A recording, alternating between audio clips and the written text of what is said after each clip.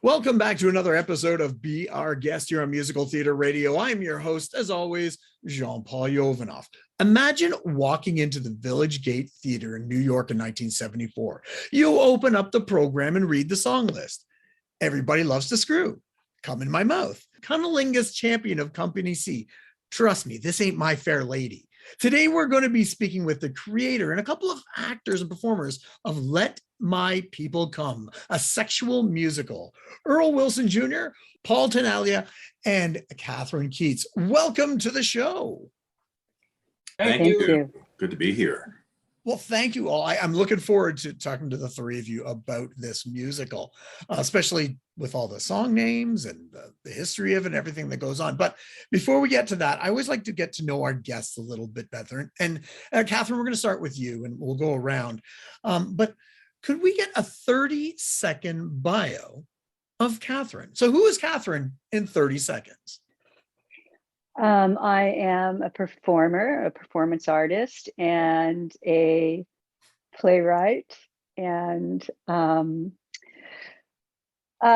a friend of these two people that we are talking to, a long time friend. And I've been in the industry my whole life. And I also am a method acting coach and a particularly fond person of the arts. And I'm a mom and a pretty happy partner of 32 years to a wonderful actor. Great. Fantastic. Earl, tell us about yourself in 30 seconds. Son of Earl Wilson, who was the saloon editor for the New York Post for 40 years and was considered in his later years as the dean of gossip columnists. So I was brought up in show business. I'm a composer, lyricist. I've written more than a dozen musicals. And Let My People Come was written in 1974 on a dare, which if you'd like to get into, I'll tell you about. And I'm breathlessly awaiting word on a new musical which I've written as to whether it's going to get produced or not. So I'm literally hanging my every moment by the phone in case it rings and I get a word from my manager that they're going to go and actually try to raise the millions of dollars it's going to take to do. If we are lucky, maybe it'll happen now while we're doing the interview. It's very appropriate right now. It's what it's all about, actually. So we'll see if we can raise the bread to do it. Awesome. And we will get into all that stuff in just a minute. But we need to know, who is Paul in 30 seconds? Oh, Paul is an actor, director, and currently stage manager for Coachella Valley Rep Theater in Palm Springs, actually Cathedral City, California. And I did, oh my God, Let My People Come was 1981. Was that 40 years now? I can't do math. It's 40 years, right? Oh my gosh. Yeah, and I'm also for 30 years a minister for the Unity movement. And actually, Let My People Come was how I began my spiritual path. That's quite a story in itself. And I've actually shared that on a Sunday morning with a number of people, hundreds of people actually, how Let My People Come led me to my spiritual awakening. Would you come to Jesus moment? Well, more Buddha, a little Jesus, but it's a little Buddha, a little of everybody, a little everything. Very universal in my spiritual understanding. But yeah, but Let My People Come really helped to kick that off. Yeah. We got some great stories that we're going to be able to delve into. This is fantastic. Now, before we get to again, the show, I want to take it just before that. Kathryn, again, we'll start with you. Were you always into musical theater, or was that something that you developed later? No, I started when I was 5. So it's been my entire life. Absolutely. And there was no looking back. Nice. It was Judy Garland and every fucked up musical theater singer on the planet from the time I could walk. And it was New York City or die from Indiana. Yeah. Mm-hmm. Earl, how about yourself? Were you always into the arts and musical theater?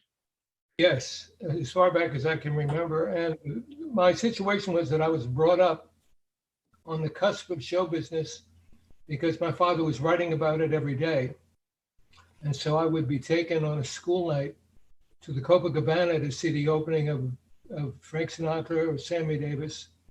And I got hooked on all that. And I feel like my interest in music was created from watching the great performers of the day doing their thing at the Copa.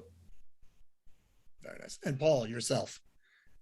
I was 5 years old when I was tap dancing to the tap dancer on the Ed Sullivan Show, and I did a kick. My shoe flew off, broke the window, and I got a spanking. So I was, everybody's a critic, even Dad. You know. So yeah, and then I ended up as a music theater major at the Boston Conservatory of Music. So, and then moved to New York from there. Perfect. So let's delve into the show. Let My People Come. Earl, you said on a dare. I really need to know what made you want to write this show? What was the inspiration then? All right. Well, I was working with Phil Osterman, who was a director and producer. I had written my first show, A Day in the Life of Just About Everyone, and it opened and closed in New York in a week. I also wrote it for myself to be in, which may have been a mistake. Anyway, once the show closed, I got a club date in Houston at the Hilton Hotel. And I went and I was introduced to Phil Osterman, who was a young director-producer who was opening a new theater in Houston called the Theater of Love. And he was looking for an original musical. I told him I had one. He said, play it for me. I did.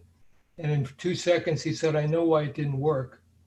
Would you redo it this summer? If you come out here and we'll have fun. We'll redo your show. And I said, sure. I came out. I moved to Houston for that summer. We rebuilt the show. It became a hit in Houston. And I went back to New York. And a few months later, one day I get a phone call, and it's Phil. And I say, oh, where are you, in Houston? He says, no, I've come to New York. And I said, what are you doing in New York? He says, I'm doing a show. And I said, what show? And he said, the one you're going to write. And I said, I beg your pardon. And he said, I want you to sit down right now and write the most outrageous song about sex that you can think of. I'll call you back in half an hour. Click. I wrote, Come in My Mouth. And I based this song on an experience I had had with a woman I had met in Houston. And I thought she was a psychologist, and she really opened me up sexually. She was a few years older, very wise. And the transition that I made from being a kind of square, average kind of guy to being open and in my own generation changed everything. It allowed me to really start to delve into this whole idea of doing a show with songs using the four-letter words nobody ever uses in songs. And it was a big deal. You know, when Osterman called me, he said, put your first song down on a tape, bring it to my office, let me hear it. I played it for him and he went crazy. He said, I knew you could do this. And I said, what are you talking about? It's a silly, stupid song. You know, I mean, would you ever have the nerve to actually do it? He said, of course we'll do it. It'll be at the 11 o'clock number of the second act. And I said, you're kidding. He said, no, I've got a place already and I'll go write an opening number. And so I thought he was kidding. And I said, what should it be? He said, make it a vaudeville number. And you know how to write an opening number. I know you do. You're going to tell us what the show is about. And so the opening number was called Screw.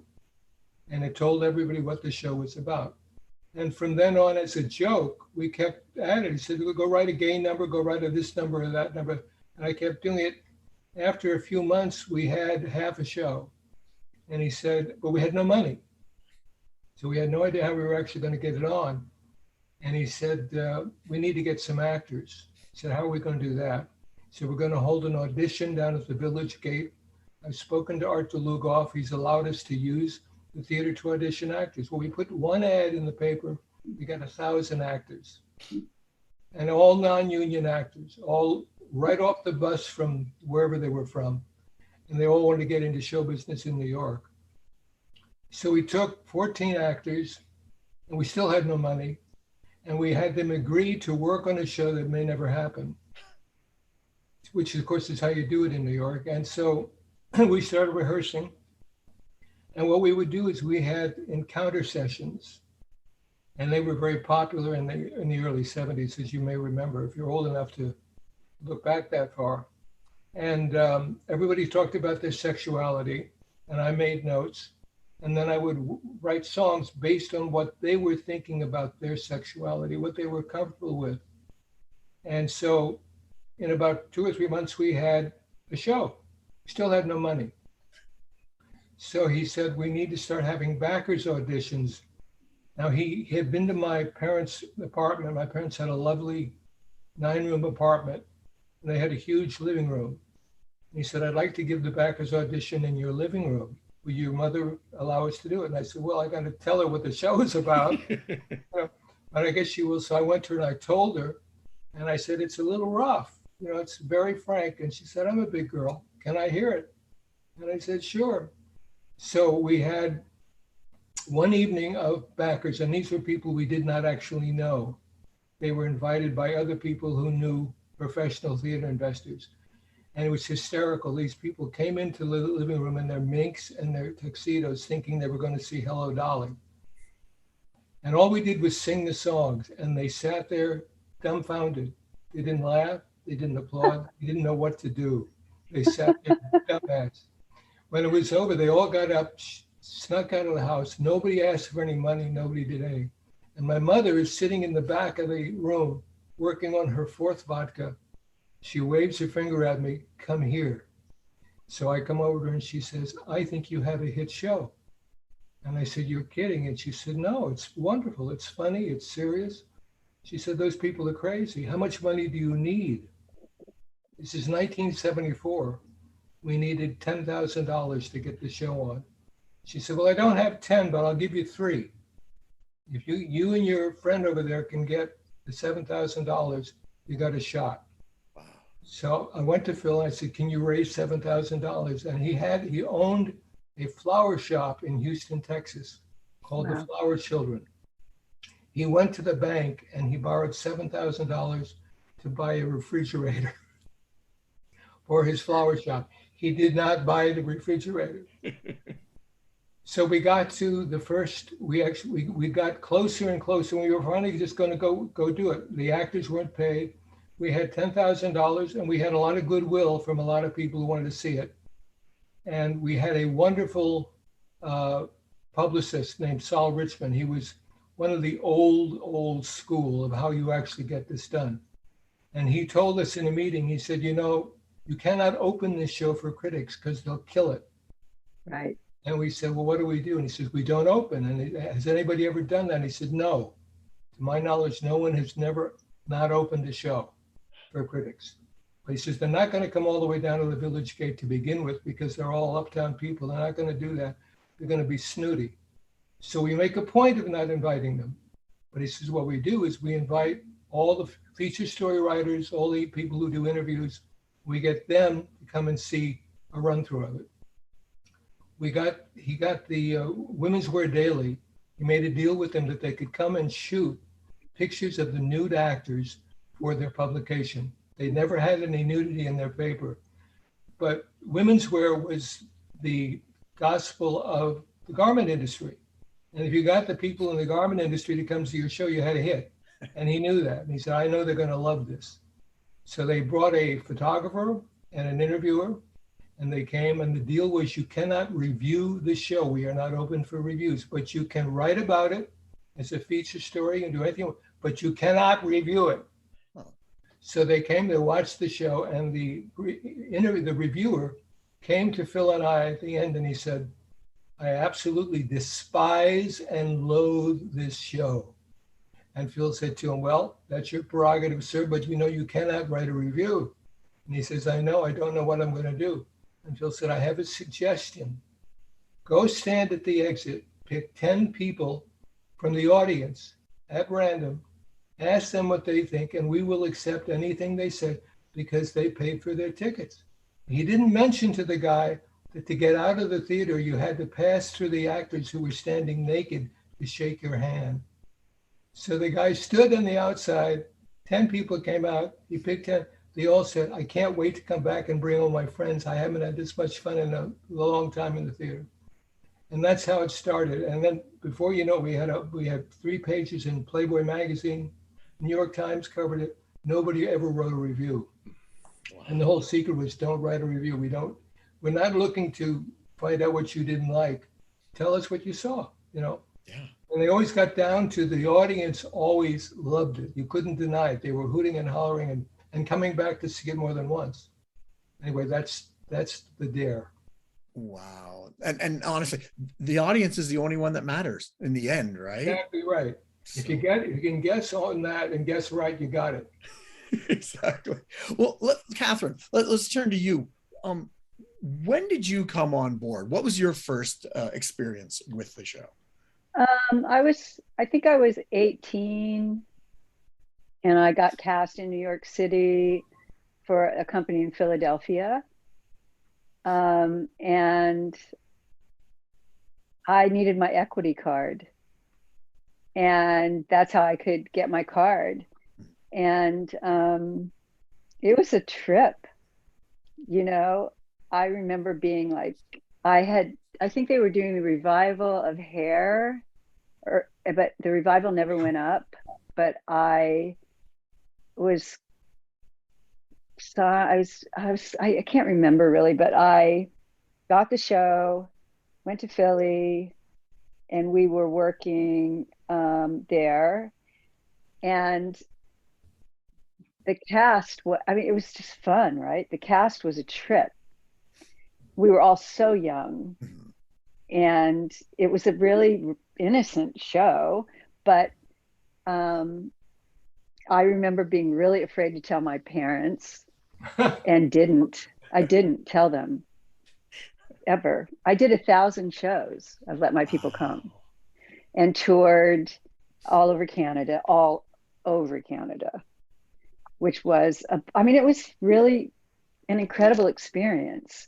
And when you do that, and I was the dance captain, which was a blast.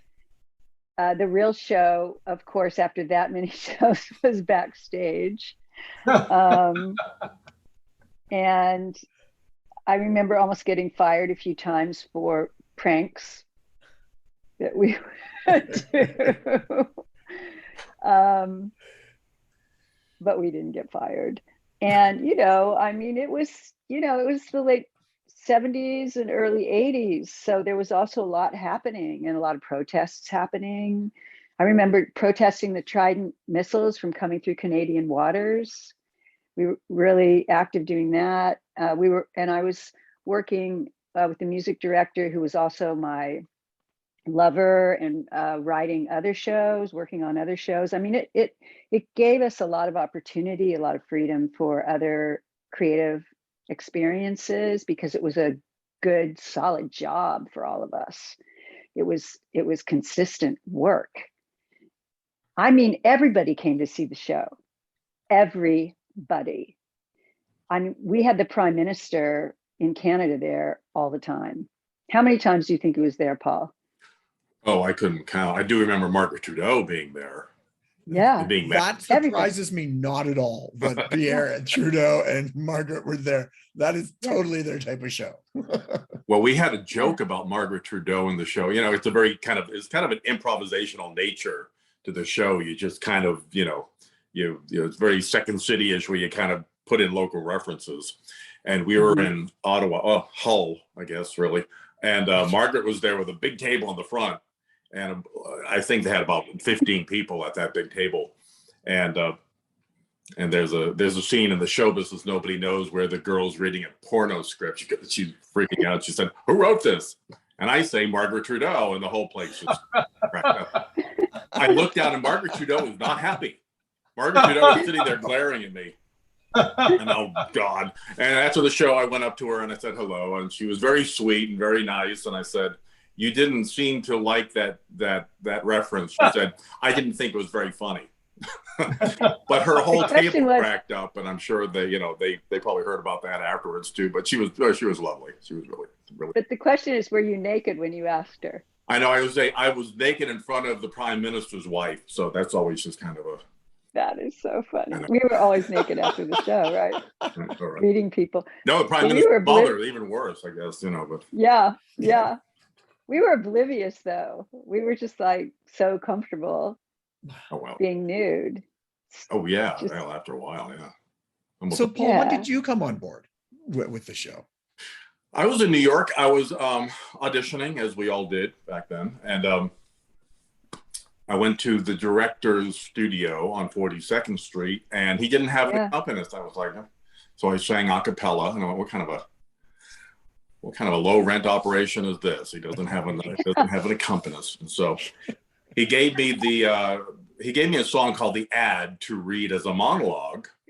And as I was reading it, he was cracking up. He was laughing so hard. I was like, Was that Otto? Otto, yeah.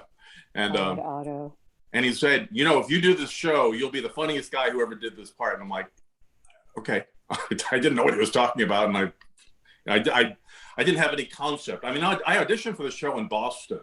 I think I was in college, and I didn't hear anything after that. But there it was again. I went, okay, this sounds like an interesting. So that weekend, I got 3 offers. I got an offer to do the show, which is opening in Philly, going to Canada.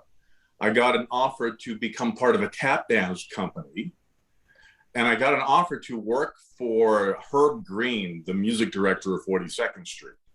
Yeah. And I thought, which one would be more fun? I went, Let My People Come. Sounds like it would be a fun thing to do. And I was, and there I was, and here I am. So yeah.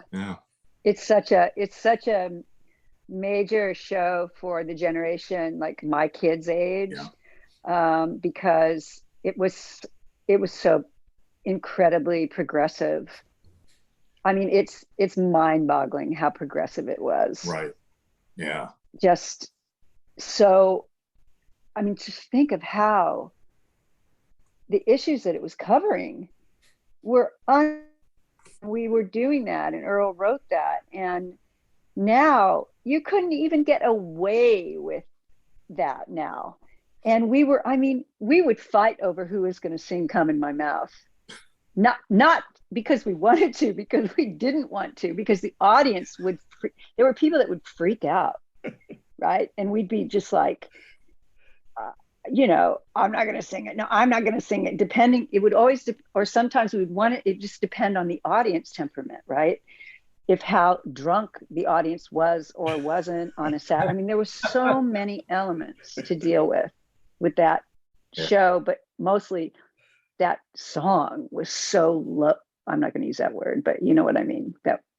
Well, there was a critic who said, what an awful thing that the woman came out and had oral sex with one of the men. It's like, how do you have oral sex and sing a song at the same time? It was like, and there was so many with her. Yeah. I mean, the thing that we got reviewed throughout our time, of course, and I think half of them enjoyed it, even if they didn't really, they might have had quibbles about it, and half were, you could really tell that they had psychological problems, or they had sexual problems anyway, because they would say things like this. Or I remember one time in Chicago, somebody called it "Let My People Spew," "Let My People Drip and Burn." It's like, okay, at tell us touch. what you really feel about your own sexual life, Or they would be afraid to write a review about how they really felt because of their family. Oh, sure, yeah. Because they wouldn't want to admit how much they loved it. One woman who was, for the gay paper in Chicago interviewed me, and she said she loved the show except for the choir director. She said, "I hate pratfall. I hate slapstick." And I went, "Oh, I'm sorry." Oh, that was the best. That was the best. Oh, it was the best. It was so much fun. That was the funniest scene. I remember one time in New York, we did the revival in New York for a short time at the Carter Theater, and the house was sold out to AT&T, to the operators at AT&T. I think it was something like an anniversary party or a holiday party or something, and it was, I would say, 90% Black women. They were not having it. They were not having the show at all. They were sitting there going, I bet. Until the second act, when I came out as choir director, the one that the writer in Chicago hated. And all of a sudden, these women were on the floor. I mean, literally, there was a woman rolling down the aisle. So I went down the stage and I took a program and I was fanning her. Oh, that's great. The whole place just blew up. You never know what anybody's going to like. It was a shock to all of us. Can I insert an author's note here? Sorry, What, Earl? Can I insert an author's note here? Oh, for sure. Please do. Because people listening to this will not know what we're referring to. The number we're talking about was called choir director or choir practice. And it was a madrigal. And a madrigal is a series of interesting, independent remarks told all at once. Mm-hmm. It's like a conversation that you pick up one person saying something here, and then you pick up the next thing you hear is the next sentence the other person is saying. So it's not a continuous conversation. It's bits and pieces. It's very difficult to write a madrigal. Mm-hmm. This is hysterical when you read the lyrics. So, and that I always hoped would stand out, but you really have to listen to it to get what they're saying. Anyway, just wanted to insert that so we know what we're talking about. That's why it was a funny number. The choir director who conducted it was hysterical also. But if you listen to the actual lyrics, it was, drop dead funny. So Earl, I'd love to hear from you in this, that, Paul and Kathryn were talking about how audiences were so, divided, depending, and even if it was the second act, they really liked over the first act. So you must have seen, Earl, a lot of different reactions. How did they affect you? Did you just let it roll off your back like water on a duck's back, or how did that affect you? I must say, polarizing. I don't think I ever saw anybody say in front of me that they didn't like it. And if you were standing in the back of the house, which is what I always did when I saw the show, all you saw was people laughing and cheering. Yeah. So I thought, of course, I'm sure there are people who don't understand it or don't like it or whatever. But by and large, most people, when they're honest, they're laughing at this and they're cheering at it and they get it and they think it applies to them. Mm-hmm. So I thought it worked. Nice. So, did you think, now it ran for 2 years, I believe, off Broadway? It ran for, I forget how many years off Broadway, 2 or 4, but it ran for 10 years in Canada. Wow. It was recently redone in 2013 here in Manhattan. And we're trying to bring it back, and I feel we're going to succeed. We have a lot of interest in redoing it because there's nothing like it anywhere. That's fantastic. So now, Kathryn, Paul, you two you said you went out on tour and toured across Canada and things like that. Did you notice a difference in the audiences and how they reacted to it, say from New York or, places in Canada? For example, I think, Kathryn, you mentioned when we were talking before that you played in Calgary. And that's like southern the United States for us in Canada. Yeah. Very conservative. How did that play like there? We were picketed every evening. It was great. Thank you for the free publicity, Christians, for, they were, we were in the paper. We were, it was a happening. It was an event. We sold very well. During the Stampede. We were playing during the Stampede. The Stampede of all things. Yeah. Wow. Yeah. We loved it. Yeah. We were so into being picketed. Were either of you in the original Toronto opening night? Yeah. Yeah, I was. We both were. Yeah. We both were the show. So opening night, I'll never forget it. It was everybody was there because they were afraid we were going to be shut down by the Morality Squad, which I thought was a joke name. I went, what's that? There was all the Vice Squad. I went, oh, okay. So they were in the back of the theater. And at the very end of the show, we're all in a huddle for the finale. And we're looking at the man going, let my people come, get out of the way, you old man, you stupid man. And so they were right there in our line of vision. And I'm telling you, it was art meets life. And we were like breaking down the wall of the Morality Squad. It was surreal. And everybody was cheering. Everybody was like just out of their minds because they knew they were in the back there. So it was a happening. It was a real cultural event. Afterwards, we had to go get dressed. We went upstairs, and the police, the Morality Squad, were there were two of them. They brought us to the office, and we were sitting there, and they said, "You've got to put your clothes on. If not, you're gonna be deported. We're gonna fingerprint you. You'll be criminals forever in Canada." And he was blah blah blah blah. So he was sitting there. He looked like Jimmy Cagney sitting behind the desk, pounding the desk, and there was a real tall guy behind him, one of his henchmen or deputies. And so they were blathering on and on. He said, "Any question?" And Ellen, Kathryn, said, "Yeah, but how did you like the show?" And the guy, it's so bad. The guy glared at her, and the big guy behind her went, "Thumb." And then he put his hands back in. The guy turned around. I swore it was a comedy act. I went, "This can't be on purpose." Didn't you guys get arrested? No, we didn't get arrested. No. The lawyer immediately took what the cop said and said, "Well," and brought it to court. And the courts, he said, back up a little bit. So the lawyer said, "If you have to have an article of clothing on, we're going to put you in ballet shoes." Right. So flesh-colored ballet shoes. And then they brought it to court, and the court ruled you can wear flesh-colored ballet shoes. Mm-hmm. And then the next night we were picketed by the strippers. The strippers felt really safe because they had to wear a G-string. Now the owners were saying, "Go out there only in your stilettos." And they didn't like that. They were like, "No, we like the G-string." So they picketed us for getting in the way of feeling safe for them. So, it was. What a great story. Oh, we were so rebellious. Couldn't write this. Oh, we were rebellious. And they were sold out for 5 months. We were only going to be in Toronto for a while, and then they were all bring out a whole Canadian company. Yeah. Wow. Yeah. So quick question, Earl. Did you ever think when you wrote this show in the first place, you'd be angering Canadian strippers? I only hoped. Really? Where did you play in Toronto? What theater was it? It's called the Basin Street. Basin Street. Oh, yeah. It was a jazz club, which is closed now, I believe.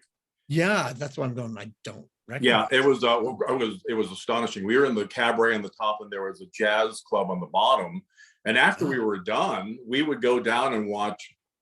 Oh my God! I remember Jackie and Roy. I remember seeing so many incredible artists. We were so high sometimes. It was like I can't remember who was. No, we weren't. It was an astonishing time. Then we moved to. We didn't take any drugs ever. Never. No, there's no drugs at all. No, because there weren't a lot in Canada at the time. And then we moved to Yorkville after that. And yeah. Wow. It was an Italian restaurant. I can't remember the name of it. It was an Italian restaurant in Yorkville. Like that's all I remember. Wow. But Paul remembers everything. He's good. You got some incredible stories, and just from starting just from the impetus and the beginnings of it as a joke and to write a song up to angry strippers in Canada.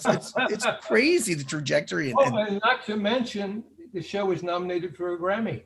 Yes, I was going to mention. Yeah. How did that work for you? Like, did you get to go to the Grammys and yes. How did you?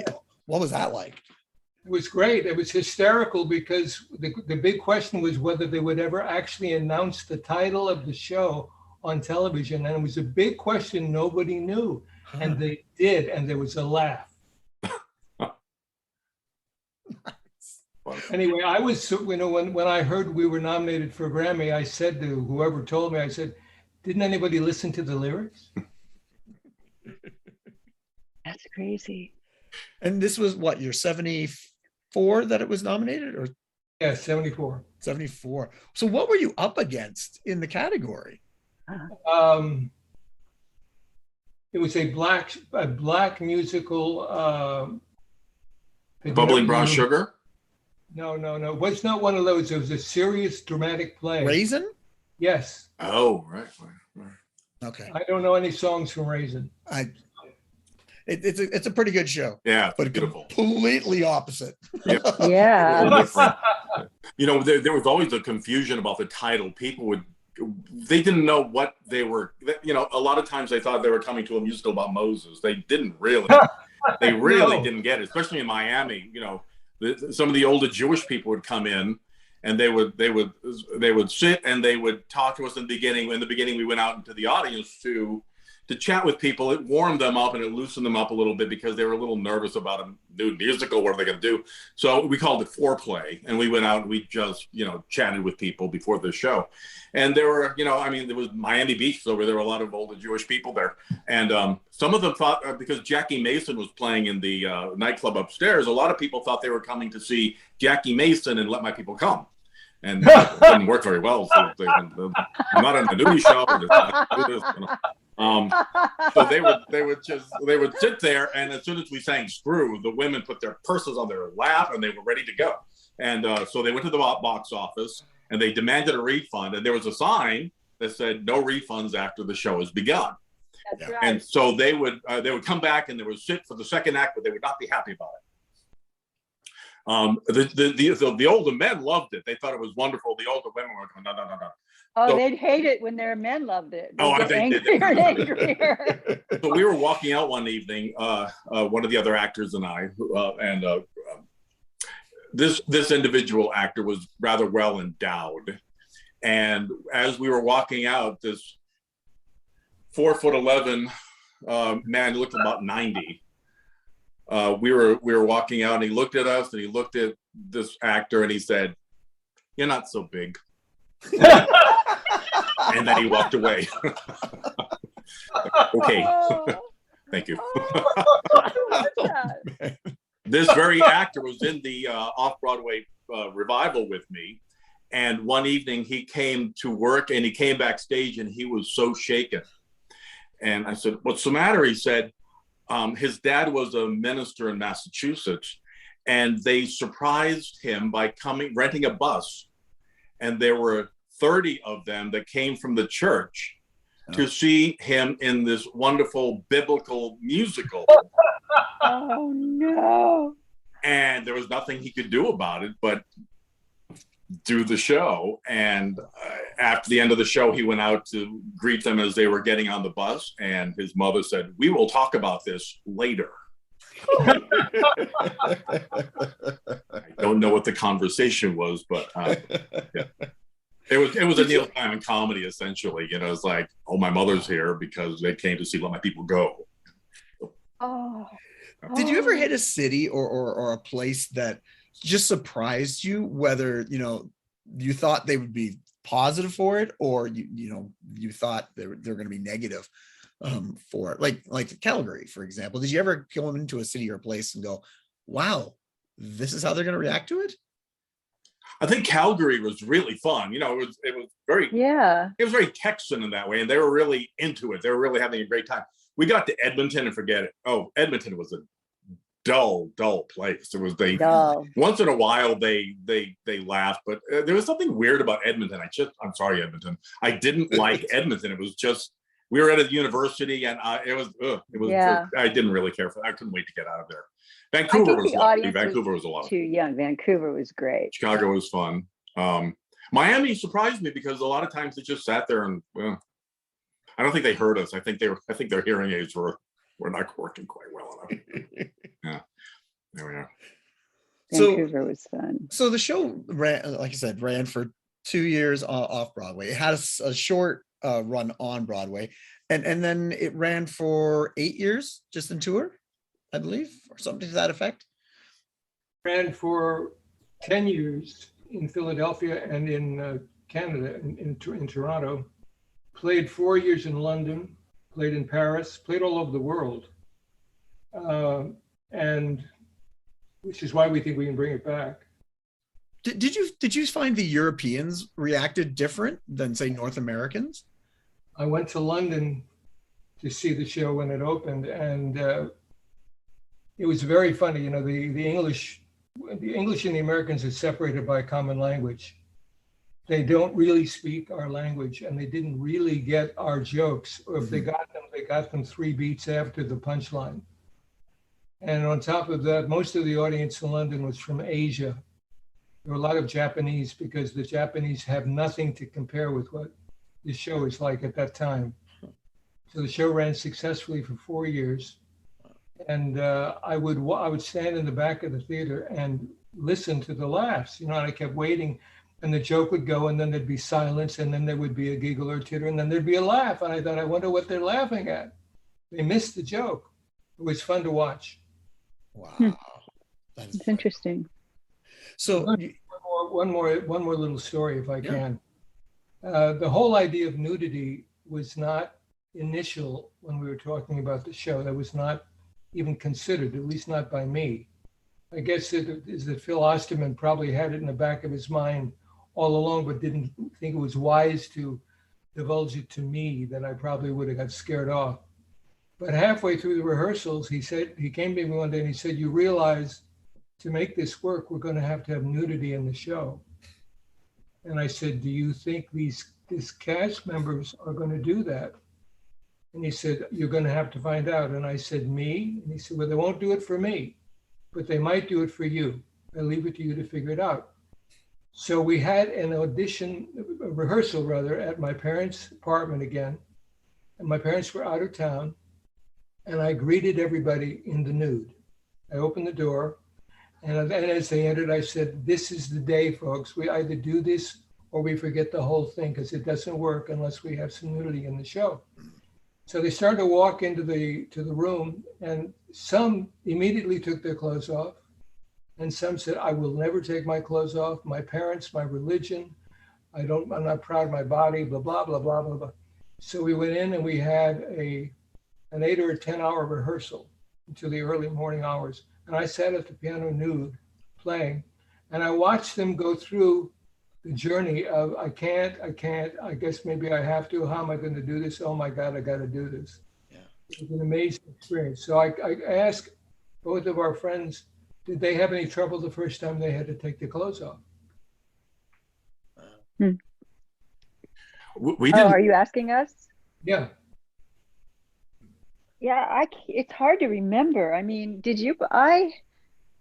Maybe. I mean, I had a pretty wicked eating disorder not before I got there, and I had times in the show when that would rear its head, and I think that taking my clothes off was, you know, it really put me face to face with myself. But in some weird ways, I was also really comfortable with my body, because I'd been dancing my whole life and using my instrument, you know, my body as an instrument. So that, yeah, I think it was challenging. I mean, I wouldn't tell my parents. I mean, so long ago, I wouldn't tell my parents. So there must have been a feeling of being really judgmental about it to myself. Yeah. In retrospect, it grew me. That show grew me so much. It was so life-changing and such a spiritual experience, you know. And the friends and the people in the show were all still so close, you know. What I went through in the show on every level changed my entire life, you know. So the nudity was symbolic of everything, just being completely naked. We were not naked until, well, at least when I joined the show, we weren't naked until we were in front of an audience. They didn't know. Pretty much. Yeah, I remember that. Yeah. They didn't know they didn't know they were going to get until they saw what was happening in the audience. And I remember my first night, because I was put into the show gradually. It was one of the guys from Philadelphia chose not to leave town. So they put me in a matter of days, actually. Oh, I remember that. Yeah, I was put in a number by number at night. I would do 3 numbers, then another for 3 numbers, and so when it got to the nudity, we were at the end of the first act. I took everything off until my shorts. I went, oh, good God, I'm about to be naked. And Nikki, one of the guys, came over and said, need some help, and he pulled my pants down. Yeah, right. Yeah, it's like, wow. Doing Let My People Come taught me to be fearless on stage. Yeah. It taught me that there was nothing physically that I could not do on stage. And what it did, thank you, Earl, was to I did the show on and off for about 3 years, and it taught me about comedy. The audience taught me about comedy, taught me about timing. It taught me about everything that I know about comedy. I really learned from what my people come. So, Earl, thank you for writing.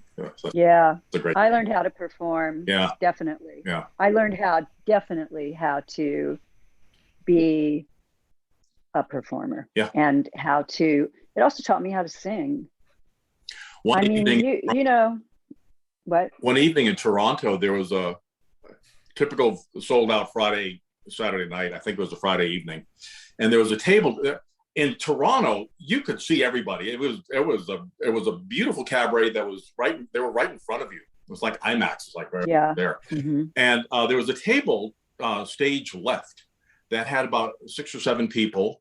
There was a guy in a wheelchair. I don't know how they got him up. I think they carried him downstairs. And during choir practice, they were laughing at my choir director, and they were all, the audience loved the show. They loved that number. And afterwards, the wife of the guy who was in the wheelchair waited to talk to me, and she said, "I just wanted to thank you because my husband got out of the hospital this morning. He's been in there for a year. He's been in and out of the hospital for 5 years with a back problem. He had a spine injury, and he's been in pain for 5 years. And tonight was the first night he laughed in 5 years, and because of you in the show." So we cried together. It was very emotional. It was like, wow. Yeah. To think that this, what somebody called a little nudie show, was allowed healing on the level that it did. I mean, we do this all the time. Couples coming to realize that one of them or both of them are gay. NYU sent therapists to see the show, and they sent their patients in, and then they would go in therapy to talk about what they enjoyed, what they found funny, what they didn't find funny, what upset them. This show healed a lot of lives, and what began as a dare, Earl, turned into a real healing experience for so many people for so many years. Wow. I'm pretty sure there's probably hundreds upon hundreds of stories and anecdotes and things like that we could keep talking about and just keep going on and on. But I'd love to know, let's move to now. Earl, do you wait. Well, let me say one other thing. Sure. When we were running the show as well, the AIDS epidemic had begun. And it was significant because we were doing the show during that. And that also was a major, just significant in what was happening while we were performing. Did you notice a transition in audiences and how people reacted as the late 70s moved into the 80s, and like you said about the AIDS epidemic and the audiences and how people reacted to it? I think in the beginning,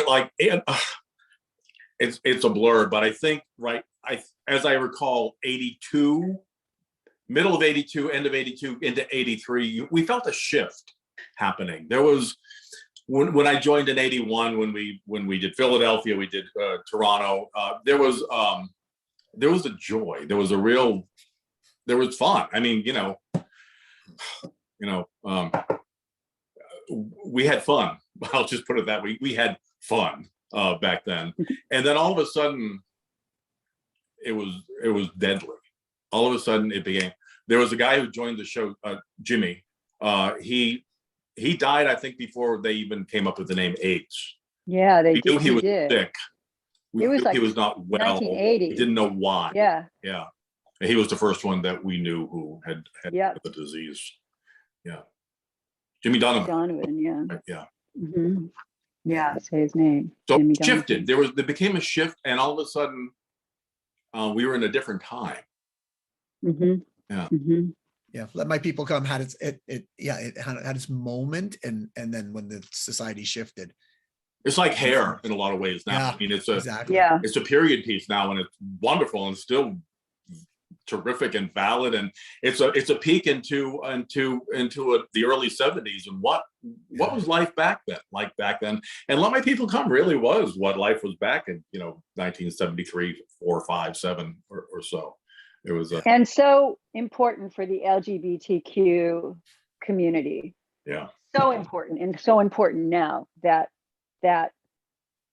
historically Yeah. life moves forward and goes on and is and was and will always be here. Yeah. And LMPC is a historical and current piece of work, which is why I'm so glad you're doing this piece, because it's a really important piece of work, and people need to know about it. And we were all, Earl to write it and it to be produced and done, and we were very brave to do the show. Yeah. And it took, every night we did it, it took a lot of courage, even though we were so young, we didn't really know it sometimes, but in We retrospect, weren't that young. We were aware that we were doing, yeah, Toronto especially, we were aware that we were breaking the law. We were aware that we were so when we were singing things like laws are made by cold men who can't get it up no more. That's true. We were telling the truth. This wasn't a song. This was something that we were actually putting ourselves on the line. And it's even more true now. Yeah. The producer was there. Everybody involved with the show was there except for our director. And that was disappointing to us that he decided to go back to New York and kind of scoot out. Yeah. It was something that we all had to work through, that we were all into. And the producer, sorry, go ahead. We were just all in this together. And he said, well, you'll need somebody here in case you all get arrested. It's like, okay, thank you. So that was disappointing, that we felt that the man who was kind of helming the whole thing decided to abandon at that point. But and the producer at the time is now, he's like won a couple Tonys. Yeah. That producer. Yeah. Wow. Well, let's talk about today. Earl, what have you got coming down the pipe? Are you, outside of that you were talking about, you didn't get the phone call, obviously, while this was going on, but what have you got going on that you can tell us about? I'll tell the story from the beginning because it's an interesting tale. Songwriters get ideas in their head from God knows where. And in my case, it happens all the time. It's a phrase, either a tune or a bunch of words or something. And I don't question it anymore. I just listen to whoever's whispering in my ear. In 2011, I was taking a shower and I got an image in my mind that I could not get out of my mind. The image was Barack Obama standing on the stage of the 2004 Democratic National Convention about to give his speech when a ghostly figure stood behind him, and the ghostly figure was Dr. King. And in my image, I saw Dr. King whispering in his ear. And I started to wonder, of course that's happening. What is he saying to him? And so for the next 1 month, all I could think about was, what was he saying to him? What would it sound like if it was a song? What would it sound like if it was a musical? At the end of the month, I had about 80% of a musical I was calling Yes, Y-E-S. I managed to get most of it written. I went to a friend of mine, Mercedes Ellington, who's the granddaughter of Duke Ellington, and she had an organization called the Duke Ellington Center for the Arts. I played her the show. She went nuts. She said, "You know what you have?" And I said, "I think I do, but I don't really know yet." And she said, "We're going to start to try to figure out how to get this to happen." So we worked on it for a year. We did a presentation of part of it through Equity, and that exists now, that exists.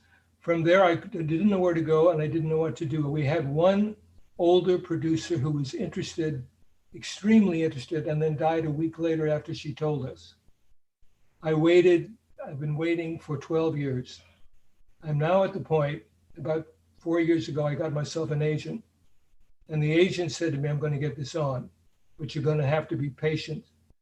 So what has happened is that now for the last 2 or 3 months, I've been waiting to hear either a yes or a no from a major producer, mostly of films, major producer, as to whether they want to do it as a live musical on television and then bring that to Broadway. And it would take a lot of money. And that's what we're all waiting to see, if they're going to buckle down and say we can raise the money. So I think it'll happen. I'm assured it'll happen by my manager, but she says, I'm not writing a check, but they haven't said no. She says, and they all love the show. And let me just tell you a little bit about what it is. What it has become is a sort of history of Blacks in America. And from a Black matter point of view. And of course, it comes to the point where Dr. King convinces Obama, after questioning him, tricking him, trying to embarrass him, that he is ready for the task of becoming the first African-American president, and which is why it's called Yes, as he finally says yes at the end. Anyway, I'm waiting on that. That's what I'm biting my nails over, because if it happens, it'll be a big deal. It's a continuation of the psychology of Let My People Come, and then it's about people rising up to make a change in something that's important. So I think it could have a similar reaction. I bet there'll be people who will despise it, who hated Obama, but there'll be other people who love it. It's a wonderful show, I believe. Well, we're all rooting for you, and we're looking forward to seeing that sometime somewhere. So Earl, we hope you get the phone call, especially in the next minute, because that would be awesome. Kathryn, what have you got going on? I have a show that I just finished, and it is just finishing previews, and it's probably going to be in previews for a really long time in different cities, and because I may not open it ever, doing what Earl did with Come, and it's called The Hummingbird. It's a solo beat musical, and yeah, it's a high wire ride about what I was going through while Let My People Come, while I was doing Let My People Come. I was with the music director, and the entire time we were playing the show, even though Let My People Come isn't referenced in The Hummingbird, he and I were writing shows, and he became schizophrenic. And it's a love story. The show is a love story, and this particular love story culminates in me trying to save him, and he ends up holding me captive for 54 days and wanting to, he's told by the voices in his head that I'm at the center of a conspiracy to control him, and I needed to be dismembered and hung from the trees. And ultimately, a jury trial takes place, even though the jury trial isn't in the show. And he was committed to a mental institution for 6 months only. But the way I've composed the show is from beginning to end, it's a soundscape with music and pretty much beat poetry wrapped around songs. It's really, from what I'm hearing from the audiences, it's good. And it's pretty grueling to do, and it's inspirational, and it's also filled with love and a lot of caring and empathy and sympathy for both. I played 10 characters. And this is somebody I loved. I mean, I loved him. All the people here knew him. And he was brilliant. He played all of Cole Porter's unpublished works, and he wrote the musical St. Francis, about St. Francis of Assisi. But his illness, and my illness too, trying to save him, was significant. So that's what I'm doing. And it took me a long time to finish the show. It originated in development at Berkeley Repertory Theater at the ground floor, and finished development at the Marsh with director David Ford, who's a brilliant solo director. I'm glad it's done, even though I may extend it a little to get it to that 75-minute mark, but I'm not sure. but it really does deal with mental health issues, and that we need a lot of love. And I want to take the shame piece out of it for people, you know, and I went through a lot of PTSD, as I'm sure he did. Yeah. And, you know, there's only a few people that knew me. You know, I was in hiding a long, long time after it, for many years. And my story broke in Reader's Digest and many papers. And so that's what I've been doing. And it's incredible to perform it. I've only done a few performances now. So thank you. Well, congratulations on the show. And we've talked before, and it's such a difficult topic, and it, you know, emotional, and Thank you. We had I'd it love to see filmed. it on stage someplace. Yeah, well, you will. try- I'm finding, you know, I'm looking for Perfect. the right, you know, theaters to do it in as special performances, or a producer or agent, you know, how to piece that all together. I'm not familiar with the world of solo performance art or where it's going to fit. This is a new kind of thing for me, but Yeah, we'll figure it out. So thanks for asking. I appreciate it. Yeah, for sure. And Paul, what have you got in the pipeline? What are you doing right now? Oh gosh, you know, just before I get to that, I can't wait to see the show. I'll find a way to do that. I just want to mention Ken in relationship to the show was, I don't think Let My People Come on tour anyway would have been what it was without Ken. Ken, you know, in the playbill, he was listed as the orchestra. And that isn't really even a joke. It was, he brought sounds out of the piano I've never heard in that way. He was psychic. When you're on the stage and we were doing my solo, especially the ad, we were psychically connected. He knew what I was doing, and we were connecting on a level that I've never connected on stage before with anybody. He would know immediately when I was going to pause. He knew, he could hear the laughter. We were all in relationship with each other. And to this day, I have never experienced anything like that. And the audience knew it. There was something that they knew on a soul level that was going on every performance in that way. And it was, he's it was a genius, brilliant. for sure. Absolutely Such a loss. Yeah. So contributed a lot to the new sound, I think, that Let My People Come had. If you had heard the show on tour after hearing the cast album, it was a real different experience. It was it sounded much more off Broadway. It sounded much more like a musical in a traditional sense than the original did. They were both really wonderful, but really different in that way. And often the critics would call us Godspell. They said there's a real Godspell spiritual energy to what these people are doing, and it was really exciting to do that. So fast forward, 40 years now, on Medicare, and being an older gay man, I'm in Palm Springs. Of course, that's where we end up, either Palm Springs or Wilton Manor in Florida. So here we are. And I actually came out here because a friend of mine, Terry Ralston, who did Company and the Little Night Music and all, it's my dearest friend.